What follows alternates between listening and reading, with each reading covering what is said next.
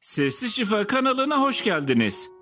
Doğal bir antibiyotik olan sarımsağın sağlık açısından çok fazla faydası mevcuttur. Sarımsak özellikle vücutta ve bağırsaklardaki zararlı mikroorganizmaların atılması ve vücut savunması için en etkili gıdalar arasındadır. Yapılan son araştırmalara göre sarımsakta bulunan allisin maddesinin deriye temas yoluyla vücuda girebildiği tespit edilmiştir. Sarımsakta bulunan bu madde deri yoluyla hücrelere kadar girip vücuda enjekte olur. Faydaları bu şekilde de göstermektedir. Sarımsak yedikten sonra kokunun tüm vücudu sardığını hissetmişsinizdir. Çünkü kana karışan bu madde yine deriye geçerek koku yayabilmektedir.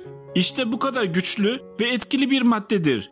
Özellikle kış aylarında geçmek bilmeyen öksürük krizlerine sarımsak doğal ve etkili bir antibiyotiktir. Zeytinyağı ile birleştiğinde tam bir şifa deposu haline gelir. Hem yiyerek tüketildiğinde hem ayak altına uygulandığında olumlu sonuç verir. Sarımsak ve zeytinyağı ayak altına nasıl uygulanır? Öncelikle organik sarımsak ve zeytinyağı edinmelisiniz. Çin sarımsağı ve Riviera zeytinyağında olumlu sonuç alınmayabilir. Eğer karışımınız mavi hale geldiyse sarımsağınız doğal değildir. 5 ile 6 diş doğal sarımsağı iyice ezerek macun haline getirelim.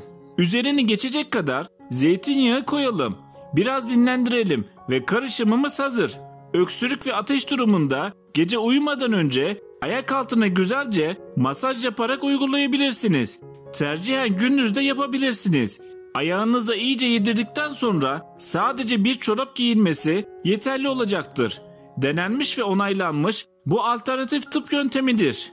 Ayak altına sarımsak sürmenin diğer başlıca faydaları şöyledir. Tansiyonun dengelenmesine yardımcı olur. Metabolizmayı hızlandırır. Kemik ve eklem ağrılarına karşı etkilidir. Kan akışını hızlandırır. Vücut savunma mekanizmasını güçlendirir. Özellikle tabanlarında yanma veya acı hissedenler bu kürü uygulayabilir. İzlediğiniz için teşekkür ederiz. Kanalımıza abone olmayı ve videomuzu beğenmeyi unutmayın. Sesli Şifada kalın.